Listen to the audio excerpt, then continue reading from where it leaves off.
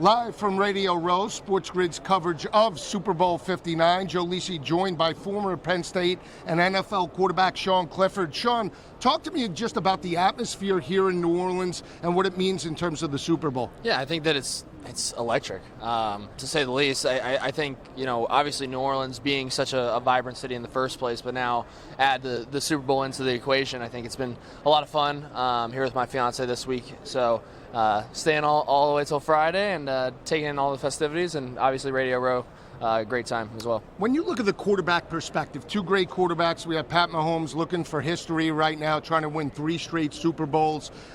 Just a best quarterback, you can make the argument in terms of modern day, up with Tom Brady, and then Jalen Hurts, right? One at Alabama, one at Oklahoma. Went toe-to-toe with Pat Mahomes a couple of years ago, lost that Super Bowl. From the quarterback perspective, how do you see this game playing out between Mahomes and Hurts? It's going to come down to who plays the better game. I mean, it really is as simple as that. I think that, both teams have star-studded rosters. Everybody is loaded from, the quarterback position all the way O-line, wide receivers, defense. They have every piece. So I think it's really going to come down to just probably a last-second drive here, 2-minute drive, as it usually comes down to. You have a pick in the game, or you're like in Kansas City or Philadelphia? I got buddies on both teams, so I'm not necessarily rooting for one or the other. I'm more rooting for players. Obviously Saquon, Jahan, Hunter Norzid, who was a roommate of mine, so a bunch of guys, yeah. Now, biggest thing that you had to learn moving on from college to the NFL as a quarterback, you were on Green Bay, right? Drafted by them, backed up Jordan Love. Just talk to me about that experience moving from Happy Valley to Lambeau. Yeah, it was very exciting. Obviously, a dream come true for me to be, going into year 3 with Green Bay now, and it's just a pinch me moment, obviously. But I think there's no better place to be a quarterback. It truly is a great spot to land, especially your first spot, because it really builds the foundation for everything else you want to do in the NFL. And Matt LaFleur does a really good job with coaching the quarterbacks and really just diving in. He had a great running back in terms of Aaron Jones, right? A couple of years ago, Jordan Love progressed, one of the hottest quarterbacks down the stretch. They beat Dallas in terms of the playoff game, went toe-to-toe with San Francisco, and then you get Josh Jacobs from Las Vegas. Right. What has that meant to your offense, and more balance? And Josh Jacobs is just a dominant runner.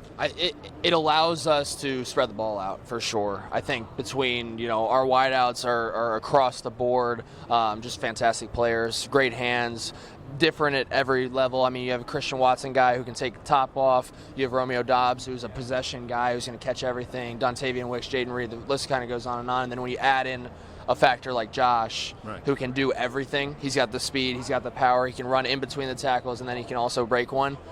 It definitely allows us to do more, and it allows Jordan to really play loose. I feel like Matt LaFleur is not given enough credit, dealing with Aaron Rodgers and now seeing what he's done with Jordan Love and the younger guys. Just that offense has evolved. What are your feelings just about Matt LaFleur as a head coach? Because I think he's very underrated. Yeah, I think that Matt's done a really, really good job of being able to take the practice field to the game. And it's one thing for the guys to do that, but then it's another thing for Matt to do that. And I think that the way he calls the game, the flow of the game, just it's really like an orchestra, and it's really impressive. I'm proud to be a player underneath. I have to ask you about college. Your former alma mater, Penn State, was right there knocking on the door. They knock off Boise State and SMU in regards to the college football playoff. They go toe-to-toe with Notre Dame. They were right there.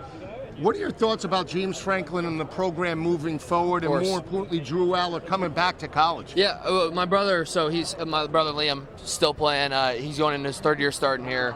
Super proud of him and the whole team, because a lot of those guys obviously were my young guys. So now watching them kind of progress and really have a lot of success has been fantastic. I think when it comes to James, I think he's done a great job with the program. I don't think at this point, especially going to the semifinal, now he's been to the playoffs, won games in the playoffs, and has proven that Penn State is one of the best programs in the country. I'm really proud of what Franklin has done there. And then on top of that, I think Drew is primed and ready for a great season. I can't wait to see what this year specifically leads to, because I know, at least for me, going into the last year is always the most confident, the best feeling you're going to have. So I think Drew's got a real shot here. Best moment in Penn State for you? The whiteouts for sure, but I'd have to go for the best moment is the Rose Bowl. Just winning the Rose Bowl was something that will always resonate with me. It was special to me, my family, and yeah, nothing really beats the granddaddy of them all. Absolutely. Great insight from Sean Clifford.